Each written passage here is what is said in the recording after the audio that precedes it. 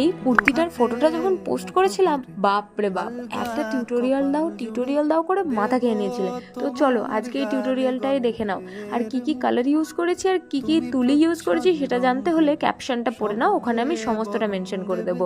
আর দেখো, এই কুর্তিটা বানানোর সময় আমি যেই গাছটা ড্র করেছি সেটাতে কিন্তু আমি কোনো রকম কোনো পেন্সিল স্কেচ করিনি, এই পুরোটাই আমি ফ্রি হ্যান্ড নিজের হাতে নিজের মন থেকে করে নিয়েছি।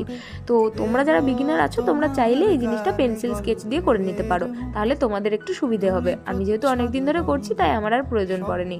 এখানে আমি যে পাতাগুলো তৈরি করেছি এই পাতাগুলোর জন্য আমি কিন্তু লাইট গ্রিনের সঙ্গে বার্ন সাইনা মিক্স করে করে এই শেডটা তৈরি করে নিয়েছিলাম। আর ফ্লাওয়ারের জন্য আমি রেড আর হোয়াইটকে মিক্স করে তৈরি করেছি, তবে হ্যাঁ, পুরোপুরি মিক্স করে পিঙ্ক করে দিইনি এই শেডটাকে, যাতে হোয়াইট আর রেড এই দুটো কালার যাতে আলাদা আলাদাভাবে বোঝা যায় সেই রকমভাবে মিক্স করতে হবে।